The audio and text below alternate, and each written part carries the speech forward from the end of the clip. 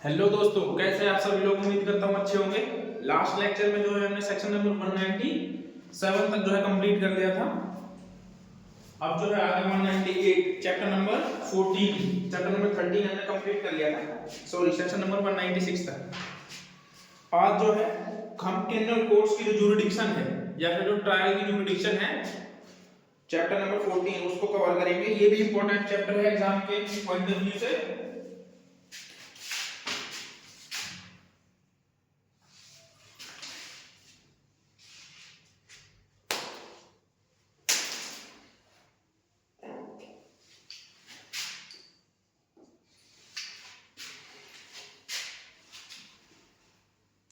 अरे यार,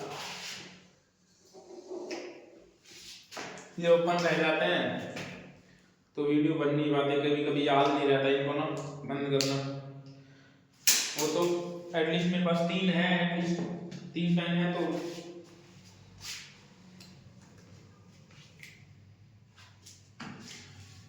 ये पेन थोड़ा लाइट चलता है बट करता है। चैप्टर नंबर 14 क्रिमिनल कोड्स की जुरिडिक्शन।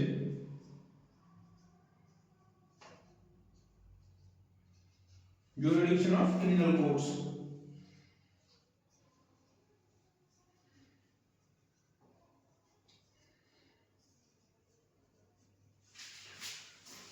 Chapter number 14। अच्छा, चैप्टर नंबर 14 करने से पहले लास्ट हमने जो है इंक्वेस्ट रिपोर्ट किया था। इंक्वेस्ट रिपोर्ट को कौन तैयार करता है? इंक्वेस्ट रिपोर्ट को जो होता है, इंक्वेस्ट रिपोर्ट जो होती है मृत्यु समीक्षा, हिंदी में बोलते हैं इसको मृत्यु समीक्षा रिपोर्ट।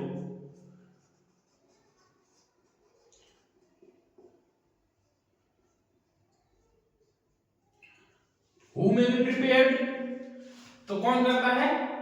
डीएम करता है, एसडीएम करता है, या फिर executive magistrate authorised by state government, state government के द्वारा ऑथराइज हो जो। ठीक है, कौन सा कहता है? 196 का 4 कहता है इस बात को। 194 है।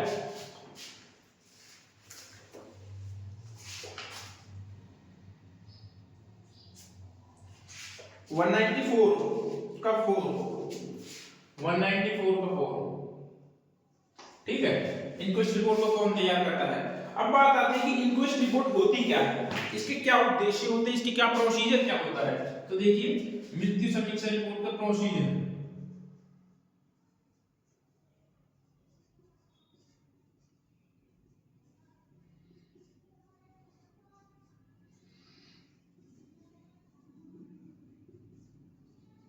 प्रक्रिया क्या होती है? देखो, फर्स्ट ऑफ ऑल क्या होता है कि जब भी पुलिस को किसी ऑफेंस के होने की जो है इंफॉर्मेशन मिलती है, किस तरीके से, ये किसी मशीनरी के द्वारा जो किसी व्यक्ति की डेथ हो गई हो, किसी ने सुसाइड कर लिया हो, कोई एक्सीडेंट हो गया हो, किसी एनिमल ने किसी को मार दिया हो, या फिर जो है बाय किसी पर्सन ने किसी दूसरे व्यक्ति को मार दिया हो, other than natural death. Natural death से अलग जो है जिसकी मृत्यु होती है, उसके होने की और उस ऑफेंस के होने की सूचना मिलती है, उस घटना के होने की सूचना मिलती है, तब जो होगी पुलिस जो है उस प्लेस पर जाती है और रिपोर्ट तैयार करती है। उस रिपोर्ट में फर्स्ट ऑफ ऑल पुलिस जो होगी, पुलिस स्थान पर जाकर, ठीक है, क्या बनाएंगे? एक रिपोर्ट तैयार करेंगे। उस रिपोर्ट में जो होगा 2 व्यक्ति होंगे, जो प्रतिष्ठित व्यक्ति होंगे, उनकी निगरानी में जो है वो रिपोर्ट तैयार करी जाएगी। 2 प्रतिष्ठित व्यक्ति,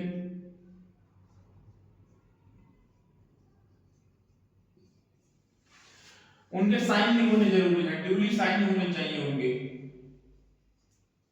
ठीक है, तीसरा क्या कहता है? जो रिपोर्ट होगी वो 193 के 1 के ए एंड बी में यदि कोई रिपोर्ट होती है, यदि कोई जो है ऑफेंस होता है जो कि बात करता है डोरी डेथ की, डोरी डेथ से रिलेटेड है। आफ्टर बिफोर मैरिज जो है 7 ईयर के अंदर, विवाह के 7 साल के अंदर जो है किसी महिला जो है कोई सुसाइड कर लेती है, या फिर उसको उत्पीड़न किया जाता है दहेज की लालच में, जो है उसकी डेथ कर दी जाती है, तब जो होगा उसकी जो होगी रिपोर्ट जो होगा, डीएम जो होगा 195 में बताता है, नहीं 196 में, 196 के 1 में कहते हैं कि डीएम शैल बी बाउंड। तो डीएम जो होता है वो बाउंड होता है रिपोर्ट को खुद प्रिपेयर करने के लिए। अब बात करते हैं दूसरा रिपोर्ट जो होगा, इसको एक पंचनामा भी बोलते हैं इसको। ठीक है, पंचनामा मैं हिंदी में लिख, पंचनामा बोलते हैं या इंक्विस्ट रिपोर्ट इंग्लिश में, और इसको एक और नाम बोलते हैं, वो होता है हिंदी में मृत्यु समीक्षा।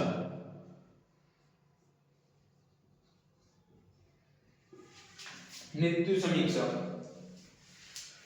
और जो है यदि जो है दहेज मृत्यु होती है या फिर विवाह के 7 साल के अंदर कोई ऐसी डेथ होती है जिस पर पुलिस को डाउट होता है, तो वो क्या करेंगे, मृत्यु का कारण का पता लगाने के लिए जो है उसको पोस्टमार्टम करवाने के लिए भेज देंगे जल्द से जल्द। और पोस्टमार्टम में जो होगा बॉडी पर जितने भी मार्क्स वगैरह चिन्ह वगैरह होंगे तो उसका जो है उसका डिटेल जो होगा डिस्क्रिप्शन होगा उस रिपोर्ट में। तो ये होती है मृत्यु समीक्षा रिपोर्ट। इसका उद्देश्य ये होता है, इसका ऑब्जेक्ट ये होता है ताकि जो है इन्वेस्टिगेशन प्रक्रिया के लिए उस रिपोर्ट को भेज दिया जाता है। जो आगे आने होने वाली जो इन्वेस्टिगेशन होती है ना उसमें उससे जो है काफी हेल्प मिल जाती है। इसमें एक केस था भगवान सिंह वर्सेस पंजाब राज्य 1975।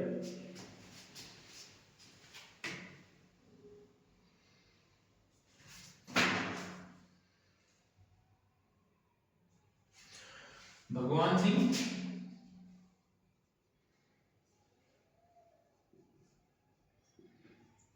Versus state of Punjab 1975। इसमें यह कहा गया था कि यदि कोई ऑफिसर जो है उसको ऐसा नहीं लगता कि जो है किसी तरीके से जो है सस्पिशियस नहीं लगता है, तो वो चाहे तो जो होगा, जरूरी नहीं है कि इंक्विस्ट रिपोर्ट को तैयार करो और पोस्टमार्टम ही करवाए, वो जो है बाउंड नहीं है उस चीज के लिए। उसके बाद अब आते हैं हम चैप्टर नंबर 14 पर। चैप्टर नंबर 14 क्या कहता है, देखो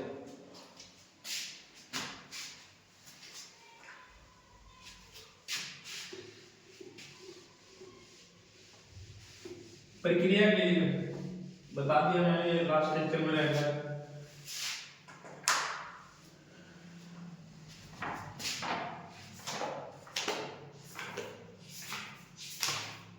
सेक्शन नंबर 197, सेक्शन नंबर 14 209 तक है शायद से।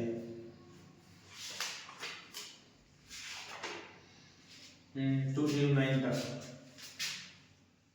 197 to 209 90 है, 97 9 ठीक है।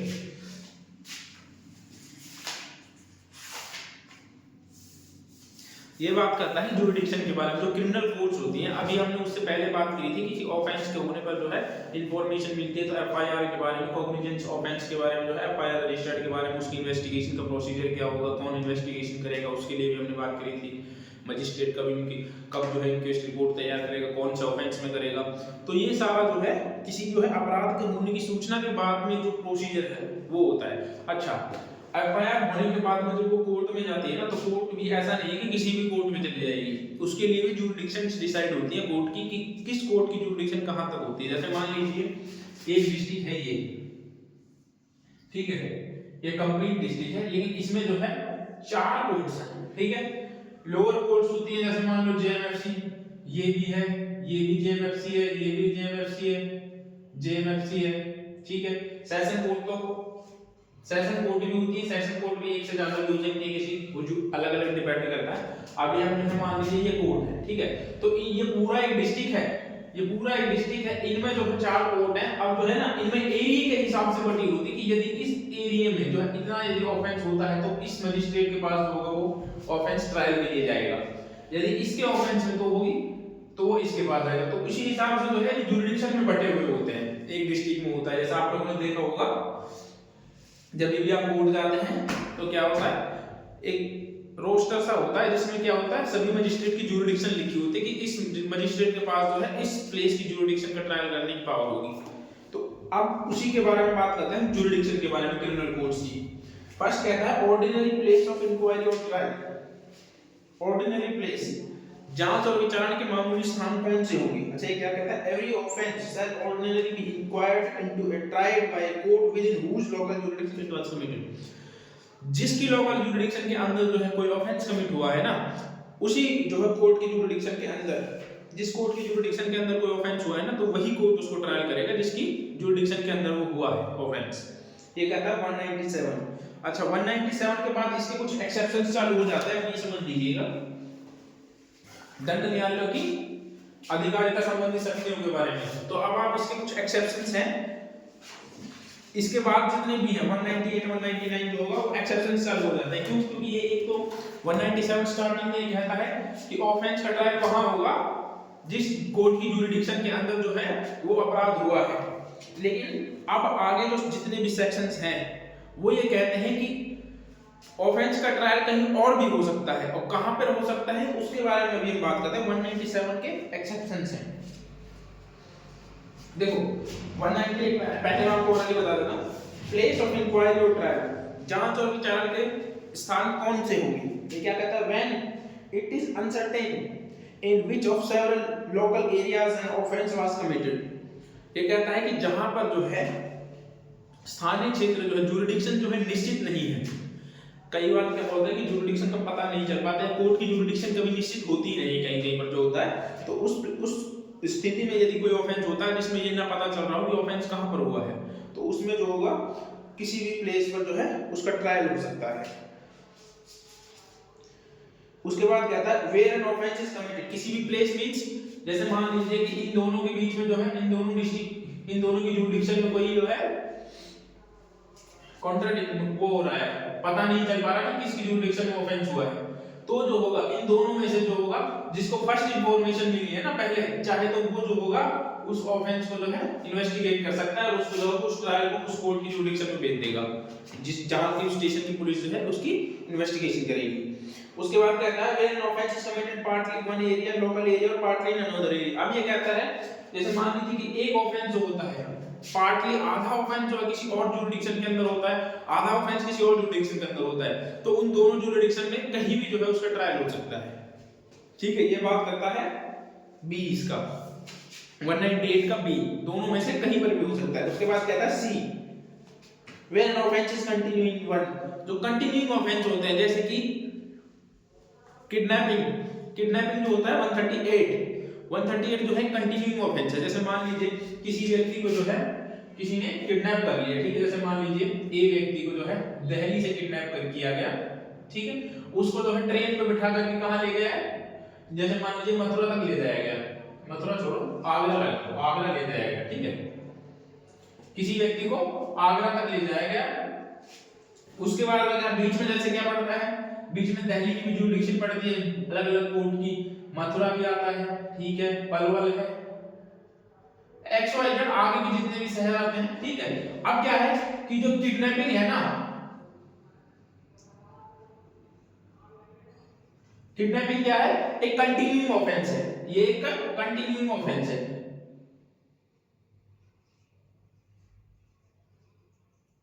अब इस व्यक्ति को जो है ए नाम के व्यक्ति को बी जो है किडनैप करके ले जाता है, कहां पर, ट्रेन के थ्रू आगरा ले जाता है। तो जितने भी प्लेसेस जो है गया है ना, तो इनमें से किसी भी प्लेस पर जो है इसका ट्रायल हो सकता है, ये होता है कंटिन्यूइंग ऑफेंस।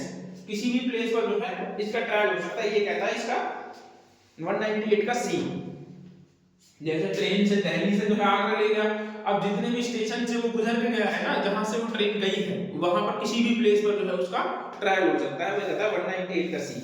नाउ उसके बाद कहते हैं डी जो है, ये कहता है फिर कि consist in several act done in different local area, जहां पर जो है एक कार्य जो है किसी और एरिया में किया गया, एक कार्य किसी और एरिया में किया गया, और जो है वो पूरा एक्ट जो मिलकर है वो एक क्या करता है, ऑफेंस को बना रहा है। तो वो भी जो है उसका भी ट्रायल जो है किसी भी कोर्ट की ज्यूरिडिक्शन में किया जा सकता है जहां पर कोई भी एक्ट किया गया है उस ऑफेंस से रिलेटेड, ठीक है। अब देखो जैसे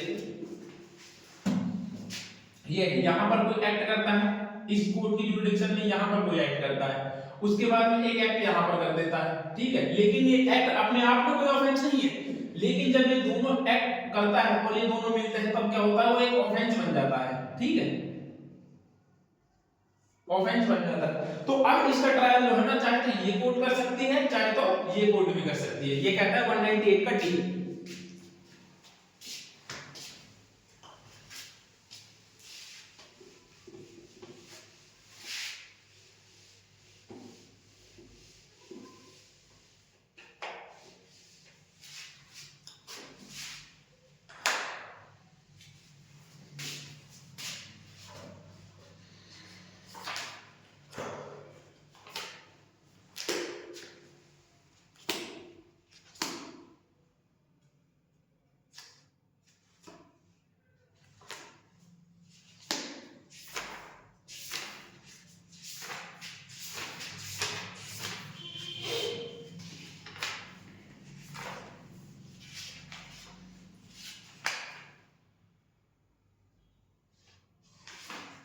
199 offence triable where act is done in consequences. ये कहता है कि एक्ट जो है किसी और प्लेस पर किया गया हो और उसके परिणाम जो है किसी और प्लेस पर निकले हो। तो जहां पर उसके परिणाम निकले हैं ना, या जहां पर एक्ट किया गया है वहां पर तो ट्रायल कर ही सकते हैं। जहां पर उसके एक्ट के परिणाम निकले हैं, कॉन्सिक्वेंसेस निकले हैं, वहां पर भी उसका ट्रायल किया जा सकता है। अब बात करते हैं सेक्शन नंबर 201 पर 201। ये बड़ा इंपॉर्टेंट है। Place of trial in case of certain offences. ये कुछ सर्टेन टाइप के ऑफेंसेस के बारे में बात करता है कि इन यदि ये ऑफेंसेस होते हैं तो उसका ट्रायल जो है कहां पर होगा। अच्छा, कौन कौन से ऑफेंसेस की बात करते हैं देखो। 201, ठीक है, ये कुछ टाइप के ऑफेंसेस के बारे में बात करता है। एनी ऑफेंस ऑफ डकैती और डकैती with murder belonging of the gang of dacoits or escape from custody may be inquired into and tried by court within whose local jurisdiction of the offence was committed or the accused person is found। चलिए क्या कहता है देखो, जिसके उसमें क्या होती है, डकैती होती है। जहां पर डकैती होती है, पहला कहता है जहां पर डकैती होती है, या फिर कहता है या डकैती प्लस मर्डर होता है, डकैती प्लस मर्डर, ठीक है। क्या कौन सा ऑफेंस होता है, या फिर गैंग ऑफ डकैट्स को मिलकर के जो है belonging gang of dacoits, belonging gang of dacoits, ठीक है। या फिर क्या करते हैं, एस्केप फ्रॉम द कस्टडी, भाग जाता है कस्टडी में से, जहां से एस्केपिंग फ्रॉम द कस्टडी।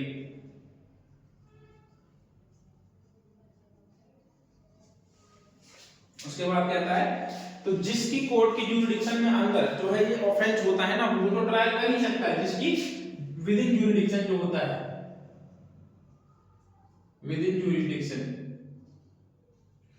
उसके अलावा एक और कहता है कि जिस कोर्ट की ज्यूरिडिक्शन के अंदर वो अक्यूज्ड पाया जाता है ना, वहां पर भी or the accused person is found, or the accused person is found.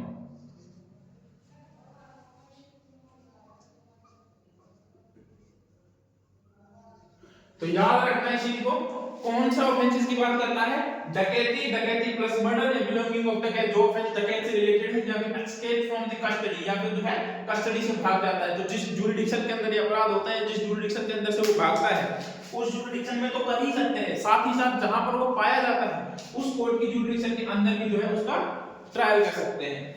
ये कहता है 201 का ए। इसके बाद बात करते हैं 2, ये कौन सा ऑफेंसेस की बात करता है, ये कहता है any offense of kidnapping or abduction of person may be inquired into and tried by court within whose local jurisdiction the person was kidnapping from the abduct was conveyed on the concealed of the detained। देखो ये क्या कहता है, abduction and kidnapping,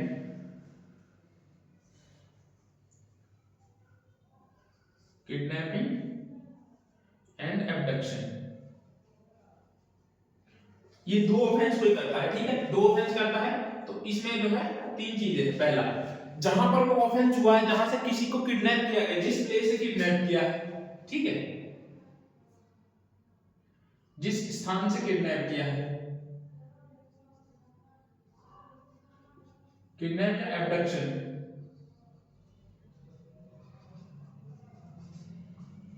किया है, ठीक है। दूसरा जिस प्लेस से उसको ले जाया गया है, जिसका मैंने अभी अभी जिस प्लेस, जिस स्थान से,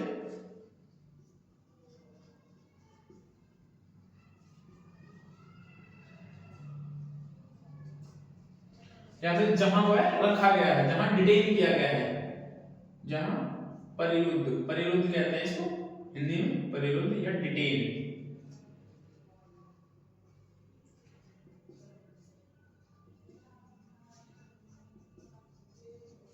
जहां पर उसको डिटेन किया हुआ है। क्या कहता है देखो, जैसे कि मान लीजिए किसी व्यक्ति को जो है ए नाम के व्यक्ति को जो है कहां से किडनैप किया गया, भिवानी से किडनैप किया गया, ठीक है, एग्जांपल के तौर पर भिवानी से किडनैप किया। उस व्यक्ति को जो यहां से किडनैप किया गया, उसको फिर जो है बाय कार या फिर बाय ट्रेन जो है उसको पहले दिल्ली ले जाया गया, ठीक है, उसको दिल्ली ले जाया गया। उसके बाद में जो है दिल्ली से आगे फिर उसको जो है मथुरा तक ले जाया गया, मथुरा, और मथुरा में जो है उसको डिटेन करके यहीं रख लिया गया। तो अब इसका ऑफेंस का ट्रायल जो है ना, या तो यहाँ पर हो सकता है भिवानी में, जहाँ से उसको किडनैप किया था, या फिर जहाँ से उसको ले जाया गया है दिल्ली से, जो अभी मैंने लास्ट पीछे एग्जांपल बताया था कि जहाँ से उसको ले जाया गया है वहां पर उस प्लेस पर जो है उसका ट्रायल हो सकता है। उसके बाद में जहाँ पर उसको डिटेन करके रखा गया है वहां पर भी जो उसका ट्रायल हो सकता है। उसके बाद कहता है third, any offence of theft, extortion or robbery may be required to trial by a court within whose local jurisdiction of the offense was committed, or the stolen property in which subject of the offense was possessed by any person committing or in any person who received or retained such property knowing or having reason to believe that it is stolen property। देखो क्या कहता है, तीन offence की बात कर रहा है। थर्ड तीन ऑफेंस की बात करते हैं, रॉबरी, ठीक है, थेफ्ट और एक्सटॉर्शन, ये तीन ऑफेंस हैं। अब इन तीनों, ये कोई यदि कोई मान लीजिए तीनों हैं कोई ऑफेंस करते हैं, तो जिस कोर्ट की जुरिडिक्शन के अंदर कोई ऑफेंस हुआ है वो कोर्ट तो ट्रायल कर ही सकता है। ऑफेंस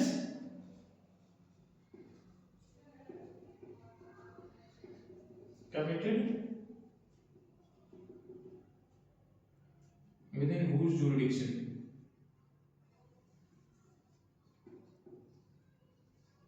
तो जैसे मान लीजिए कहीं पर जो है रॉबरी या फिर चोरी जो है किसी कोर्ट के जुरिडिक्शन के अंदर होती है, तो वहां पर जो है जिस कोर्ट की जुरिडिक्शन के अंदर जो है कोई ऑफेंस हुआ है तो वहां पर तो उसका ट्रायल हो ही सकता है। साथ साथ में वो कहां पर हो सकता है, उसका ट्रायल कहां पर हो सकता है, आगे देखो क्या कहता है ये, within whose local jurisdiction stolen property which is the subject of the offense whose possessed by any person committing, जो क्या कहता है, जिस व्यक्ति के कब्जे में जो कोई प्रॉपर्टी चुराई हुई प्रॉपर्टी वो पाई जाती है ना, जहां पर वो पाई जाती है, तो उस कोर्ट की जुरिडिक्शन के अंदर भी जो उसका ट्रायल हो सकता है।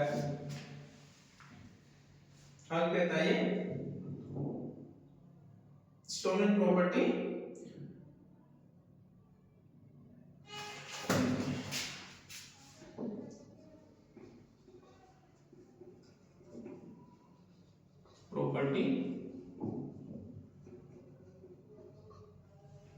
possession any person या accused person ही होगा, ठीक है, any person, जिस व्यक्ति मतलब जिस व्यक्ति के कब्जे में जो है पाई जाती है, जिस व्यक्ति के कब्जे में प्रॉपर्टी पाई जाती है,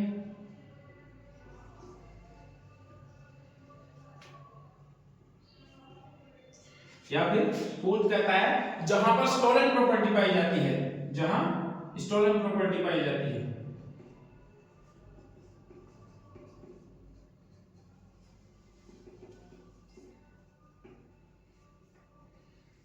जहां पर स्टोलन प्रॉपर्टी जो पाई जाती है वहां पर भी जो है इसका ट्रायल हो सकता है। तो इसमें तीन होंगे, पहला जिस कोर्ट की जुरिडिक्शन के अंदर ऑफेंस हुआ वो, दूसरा जिस व्यक्ति के कब्जे में पाई गई, चाहे वो व्यक्ति जैसे मान लीजिए ए ने कहां से चोरी करी, ए ने जो है दिल्ली से चोरी करी है, ठीक है, दिल्ली से चोरी की कोई प्रॉपर्टी, यहां से कोई प्रॉपर्टी चोरी की, थेफ्ट की यहां से किसी प्रॉपर्टी का, और वो प्रॉपर्टी जो है मुंबई में जाकर पाई गई, मुंबई में वो प्रॉपर्टी जो है किसी पर्सन के पास पाई गई, तो उसका मुंबई में भी हो सकता है और दिल्ली में भी हो सकता है, किसी भी प्लेस पर जो है उसका ट्रायल हो सकता है। और जैसे मान लीजिए कि प्रॉपर्टी जो किसी व्यक्ति के कब्जे में से आगे जाकर चेन्नई में पाई गई, प्रॉपर्टी सिर्फ पाई गई, तो जहां पर प्रॉपर्टी पाई जाती है ना वहां पर भी उसका ट्रायल हो सकता है। तो ये है इसका 3, मैं मिटा दे रहा हूं, मूव कर लेना।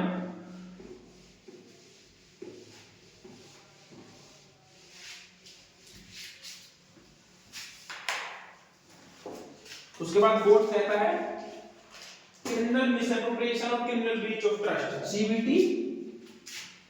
Fourth criminal breach of trust या फिर criminal misappropriation of property, CMP, criminal misappropriation of property or CBT. इनमें से जो है यदि कोई ऑफेंस होता है तो जहां पर ऑफेंस हुआ है वो कोर्ट तो ट्रायल कर ही सकती है। उसके अलावा जो है जहां पर जो है स्टोलन प्रॉपर्टी रिसीव होती है या पाई जाती है, सॉरी, जहां पर जो है उस प्रॉपर्टी से का कोई पार्ट भी पाया जाता है ना, तो उस कोर्ट की जुरिडिक्शन के अंदर भी जो है उसका ट्रायल हो सकता है। Any offense of criminal misappropriation or criminal breach of trust may be inquired into a trial by the court within whose local jurisdiction the offense was committed। जहां पर ऑफेंस हुआ है वो any part of the property which is the subject of the offense, या उस property का जो है कोई पार्ट जो है उस ऑफेंस का जो है विषय रहा है, उसकी कोई प्रॉपर्टी है committed or any part of the property which is subject of the offense, जो offense से जुड़ी है, was received or retained, जहां से जो है प्राप्त होती है या फिर जहां पर पाई जाती है,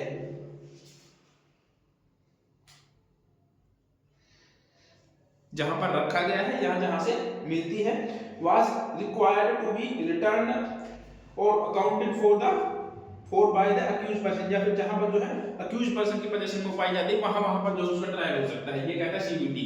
सीबीटी भी यही है, सीबीटी और सीएमडी, जहां पर प्रॉपर्टी पाई, जहां पर ऑफेंस हुआ है पहला तो वो, दूसरा जहां पर प्रॉपर्टी पाई जाती है, तीसरा जहां जिस व्यक्ति के कब्जे में वो प्रॉपर्टी पाई जाती है वो, तो यही है इसमें।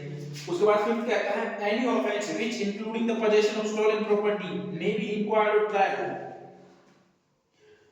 by a court with whose local jurisdiction of the offense was committed, जो होता है ये कहता है कि किसी जो है जहां पर जो स्टोलन प्रॉपर्टी जो है, किसी स्टोलन प्रॉपर्टी से कोई ऑफेंस हुआ है तो उस कोर्ट की जुरिडिक्शन के अंदर तो जो है ऑफेंस हो ही सकता, ट्रायल उसका हो ही सकता है, उसके अलावा जहां पर वो पाई जाती है वहां पर भी जो उसका ट्रायल हो सकता है। जिस व्यक्ति के कब्जे में जो कोई स्टोलन प्रॉपर्टी पाई जाती है और the stolen property was possessed by any person who is received or retained, जिसके पास वो प्राप्त होती है या फिर जो उसको अपने कब्जे में रखे बैठा है, उस व्यक्ति के खिलाफ उस वहां पर भी जो है तो उसका ट्रायल हो सकता है।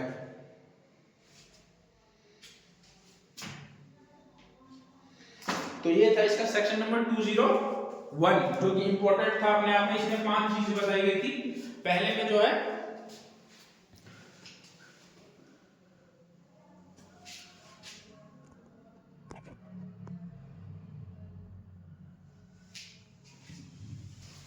इसमें 5 चीजें थी।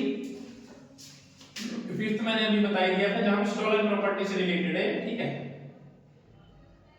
स्टोलन प्रॉपर्टी जहां पे फाउंड होती है, रिटेन्ड होती है, या फिर जहां पर रिसीव्ड होती है, पाई मिलती है।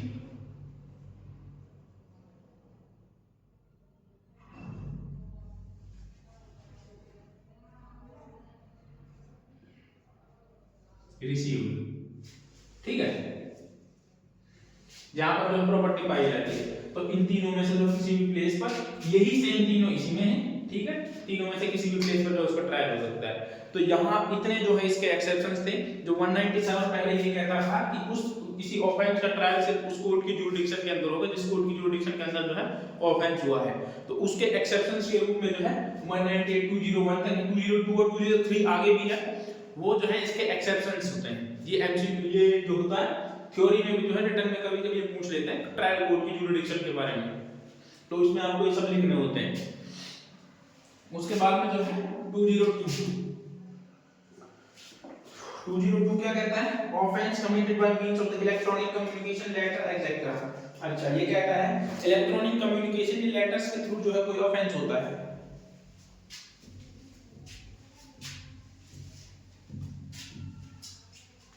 देखो इसमें क्या कहता है 202 इलेक्ट्रॉनिक कम्युनिकेशन के थ्रू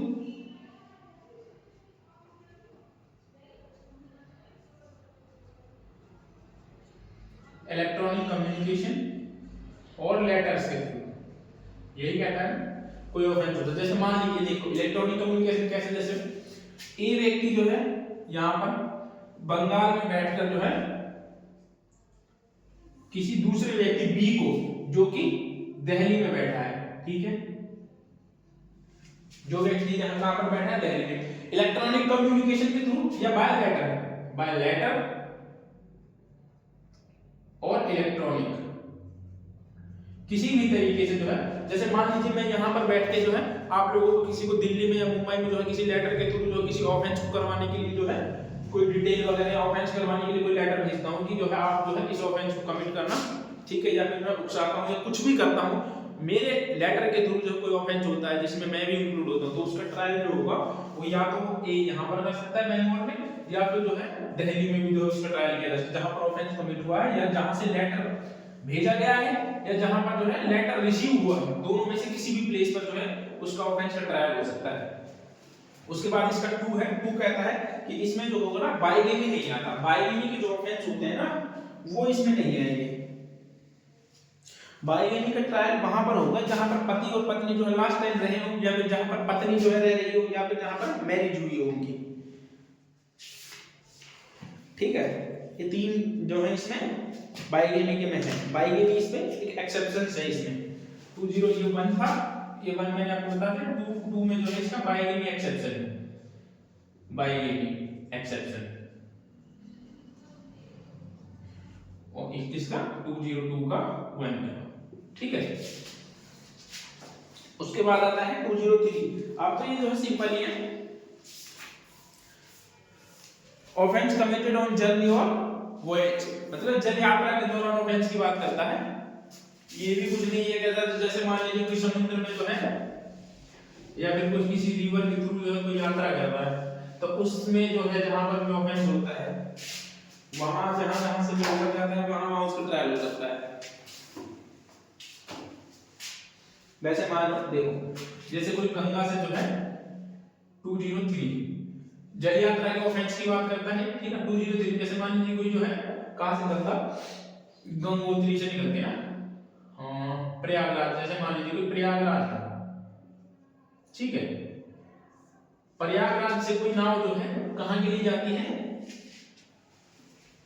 पश्चिम बंगाल के लिए, बिहार तक के लिए, जहां पर भी पश्चिम बंगाल के लिए जाती है एग्जांपल के तौर पर, वैसे तो बांग्लादेश से होकर गुजरती है, पश्चिम बंगाल तक जाती है, ठीक है।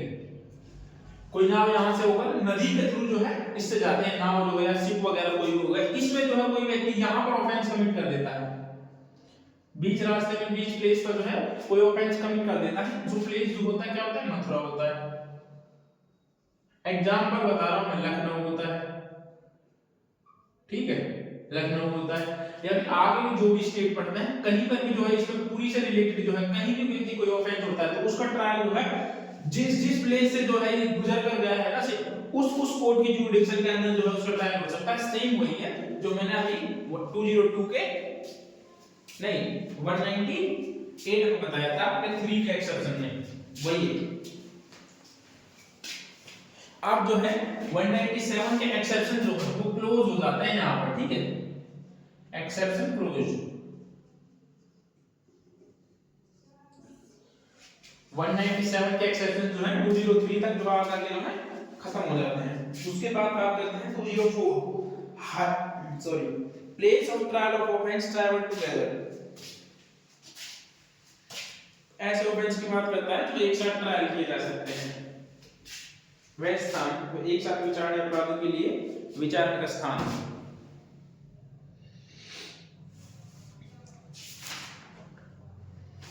देखो फर्स्ट ऑफ ऑल तो हमें ये समझना होगा, पहले तो 2 चीजें होती है, एक तो होता है जॉइंट ट्रायल होता है, एक होता है जॉइंट अक्यूज्ड ट्रायल होता है, ठीक है।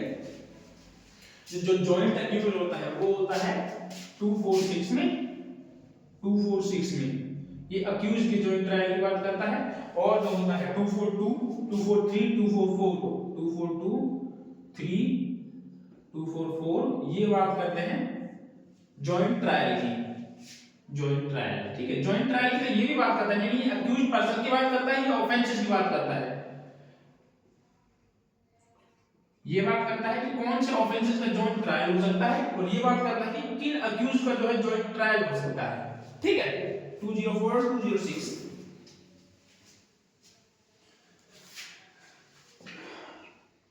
ये जो है मैंने आपको बता दिया, इसमें यही है, ए में जो है 202 और 234 का ये है जॉइंट ऑफेंस और जॉइंट ट्रायल, इसमें बस इतना ही है, ज्यादा कुछ नहीं करना है आपको, सिर्फ सेक्शन याद रख लेना।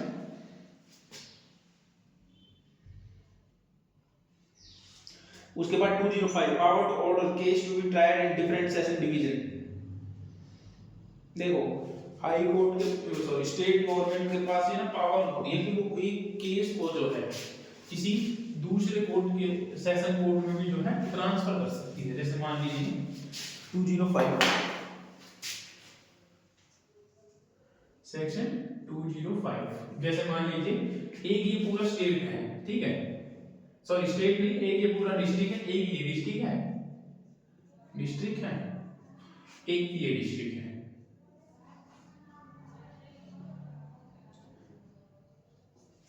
इस डिस्ट्रिक्ट में जो है कोई ऑफेंस हो जाता है, इस डिस्ट्रिक्ट में कोई ऑफेंस होता है, कोई वो जो है रेपुटेड पर्सन क्या है, शक्तिशाली व्यक्ति जो होता है कोई ऑफेंस कमिट कर देता है, और जो है स्टेट गवर्नमेंट को ऐसा रहता है कि यदि इस ऑफेंस का ट्रायल इसी कोर्ट की जुरिडिक्शन के अंदर किया गया ना, और इस ऑफेंस करने वाले अक्यूज्ड पर्सन का जो इन्फ्लुएंस इतना ज्यादा है कि उससे जो है ट्रायल बाधित हो सकता है, निष्पक्ष जो है ट्रायल नहीं होगा।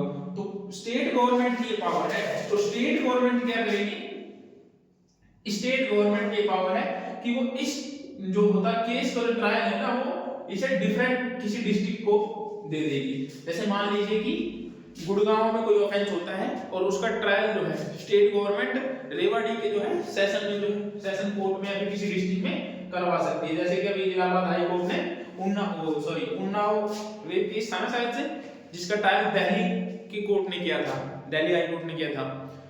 दिल्ली सुप्रीम कोर्ट ने जो है अपनी पावर्स का यूज करते हुए इलाहाबाद के जुरिडिक्शन के अंदर जो है कोई ऑफेंस होता है और उस ऑफेंस का ट्रायल जो वो बीजेपी से जो है एमएलए जो है रिलेटेड होता है, उसका ट्रायल जो कहां पे होता है, दिल्ली में होता है।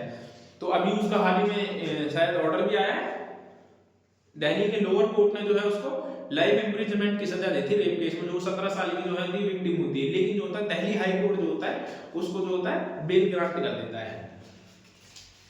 अभी तो हाल ही में तो किया है, तो पहले किया था। हाँ, इसके क्या बात करता है, ये तो है स्टेट गवर्नमेंट की पावर, स्टेट गवर्नमेंट, लेकिन इसका एक प्रोविजन है, ठीक है, अपनी पावर्स की स्टेट गवर्नमेंट जो है ना 446 एंड 447 इन दोनों के सेक्शंस के खिलाफ नहीं कर सकती। ये जो 446 है वो सुप्रीम कोर्ट की बात करता है, और ये जो होता है हाई कोर्ट की बात करता है, हाई कोर्ट की ट्रांसफर की पावर, और ये है सुप्रीम कोर्ट की केस ट्रांसफर की पावर। तो मतलब कि ऐसा नहीं कर सकते स्टेट गवर्नमेंट। जैसे मान लीजिए कि एक कोर्ट है Punjab and Haryana high court में जो किसी ऑफेंस का ट्रायल हो रहा है उसको जो है दिल्ली हाई कोर्ट को ट्रांसफर कर दे, तो ये जो है स्टेट गवर्नमेंट नहीं कर सकती। अगर इसको करना है तो इसको जो है सिर्फ और सिर्फ सुप्रीम कोर्ट ही कर सकती है। 446 है ना, ऐसा ना हो कभी गलत लिख जाए, क्योंकि कोई बताने वाला होता नहीं है।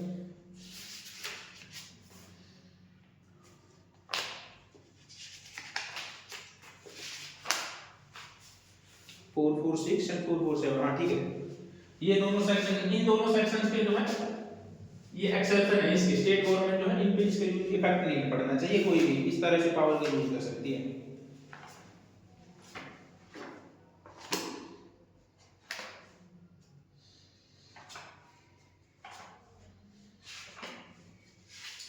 आगे बात करते हैं, high court to decide in the case of doubt district where inquiry trial shall take place. High court जो है ये डिसाइड करेगा कि किस प्लेस पर जो है इसका ट्रायल होना है, जब जो है दो डिस्ट्रिक्ट के बीच में जो है जिला जो है निश्चित नहीं हो कि किस जो है प्लेस पर जो है उसका ट्रायल होना चाहिए, तो उसमें हाई कोर्ट डिसाइड करता है। ये कहता है where two or more courts have taken cognizance of the same offense, जब दो या दो से अधिक कोर्ट जो है सेम ऑफेंस पर जो है कॉग्निजेंस ले लेती है। अच्छा, इसको ही बोला है।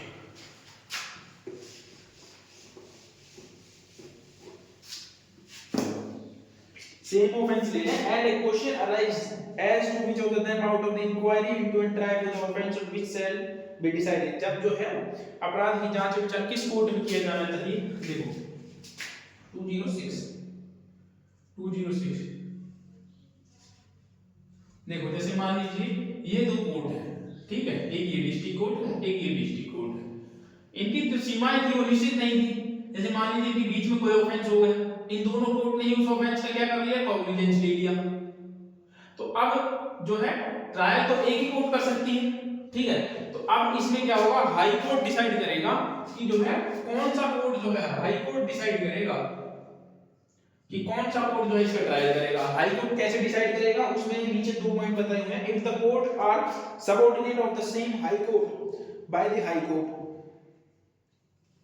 देखो, जैसे मान लीजिए कि यदि ये दोनों कोर्ट जो है सेम हाई कोर्ट के अंदर आते हैं, मतलब एक ही जो है डिस्ट्रिक्ट में सेम हाई कोर्ट के अंदर आते हैं, एक ही हाई कोर्ट के अंदर सेम हाई कोर्ट में, ठीक है, तो जो होगा उस कोर्ट जो होगा वो हाई कोर्ट डिसाइड करेंगे। लेकिन जो है यदि ये दोनों कोर्ट जो है, ये दोनों कोर्ट डिफरेंट हाई कोर्ट की जुरिडिक्शन में आते हैं, डिफरेंट, ठीक है, डिफरेंट हाई कोर्ट। मान लीजिए ये हरियाणा की में आता है, ठीक है, और ये जो होता है राजस्थान की में आता है, और दोनों कोर्ट ने जो है कॉग्निजेंस ले लिया, तो उस कंडीशन में जो होगा क्या होगा, उस कंडीशन में ये होगा कि जिस कोर्ट ने पहले कॉग्निजेंस लिया है ना, मान लीजिए कि इस कोर्ट ने जो हरियाणा की कोर्ट ने जो है पहले इस ऑफेंस में कॉग्निजेंस लिया था, तो अब इसमें हरियाणा का हाई कोर्ट ही ये डिसाइड करेगा, हरियाणा का हाई कोर्ट जो है डिसाइड करेगा कि किसके अंदर जो होगा इसका ट्रायल होगा।